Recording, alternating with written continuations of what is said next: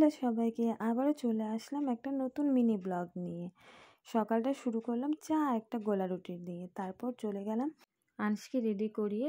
ওর আজ থেকে exam start, তাই ভাবলাম একটু ওকে স্কুলে দিয়ে আসি, তাই স্কুলে চলে গেছিলাম। সেখানকার ভিডিও আর করিনি, সোজা তারপর বাড়ি চলে আসলাম। এসে দেখি মা ঠাকুর ঘরে নেই, তার মানে ছাদে গেছে ফুল তুলতে। হ্যাঁ, আমিও ভাবলাম আমিও একটু ছাদে ঘুরে আসি। ছাদে একবার না গেলে সারাদিনে একদমই ভালো লাগে না। কী কী ফুল ফুটেছে সেগুলি দেখতে খুব ভালো লাগে। আর এই দেখো, আজকে হঠাৎ করে আবার এত ঠান্ডা পড়লো যে ফুলগুলো ঠিক মতন না ফুটেই নেই, কতগুলি কড়ি কড়ি হয়ে রয়ে গেছে। আর এদিকে এই গোলাপ গাছটার ফুলগুলি দেখো ঝরে যাচ্ছে, কারণ অনেক দিন তো হয়ে গেল। এই কমলালেবু গাছে কমলালেবুও ধরেছে, এবার আমও বেশ হবে। যাকে এই দেখো কি অবস্থা ওয়েদারের।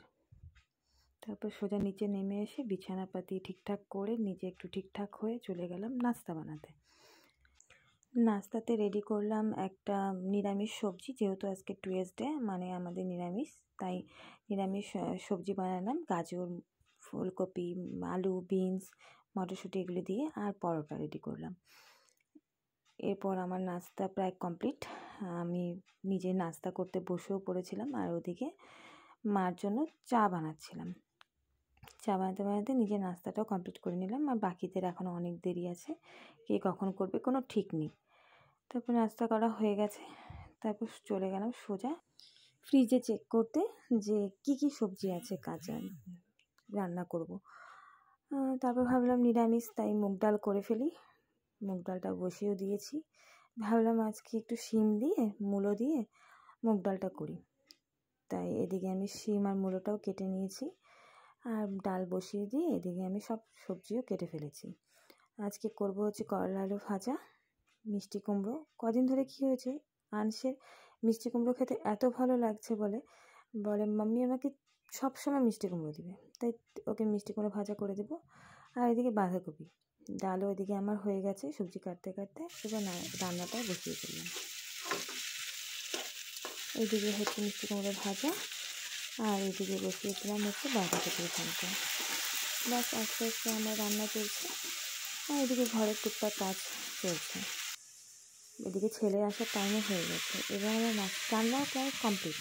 আর এদিকে ড্রাইভার মানে আমাদের টিচার যে ড্রাইভার আছে, ও খেতে ওদের ক্ষেতের থেকে 2 রকমের শিম নিয়ে আসছে। একটা ছোট শিম আর একটা একটু মাঝারি সাইজের শিম নিয়ে আসছে। আর সাথে দেখো কতগুলো বিনস নিয়ে আসছে। আর ওইদিকে আমার ছেলে যখন স্কুল থেকে আসবে কোনো রকম ইউনিফর্মটা খুলে যেদিকে সেদিকে ফেলে ছুটবে খেলার জন্য, ব্যাস তাই করছে আজ। এই দেখো, ও যখন বাড়িতে একা সাইকেল চালায় না, তখন ও এই যে আমাদের গেটের সামনে যে ছোট্ট গলিটা আছে ওইটুকুর মধ্যেই চালায়, ও রাস্তায় যায় না, তাই কোনো ভয়ও থাকে না, ওখানে যায় না। আর সামনে ওই দিদিভাই আর ঢঙ্গি দাঁড়িয়েও আছে। ঢঙ্গি, দেখি তোমার চুল বড় হয়ে গেছে, দেখি কত বড়। ওরে বাবা, অনেক বড় চুল হয়ে গেছে তো। কিভাবে হয়েছে দেখি একটু চুলটা। ও দাঁড়। বাস তারপর এইসব করতে করতে আমার ওদিকে রান্নাবাড়িও কমপ্লিট হয়ে গেছে। সব কিছু পরিষ্কার টরিষ্কার করে সোজা চলে গেছিলাম স্নানে। ব্যাস আমার স্নান ধানও কমপ্লিটও হয়ে গেছে। এবার আজকের মিনি ব্লগটা এখানেই আমি শেষ করব। কেমন লাগলো তোমরা সবাই একটু জানিও, এটুকুই বলার ছিল। আবার নেক্সট দিন চেষ্টা করব আর একটা নতুন মিনি ব্লগ নিয়ে আসার বা লং ব্লগ নিয়ে আসার।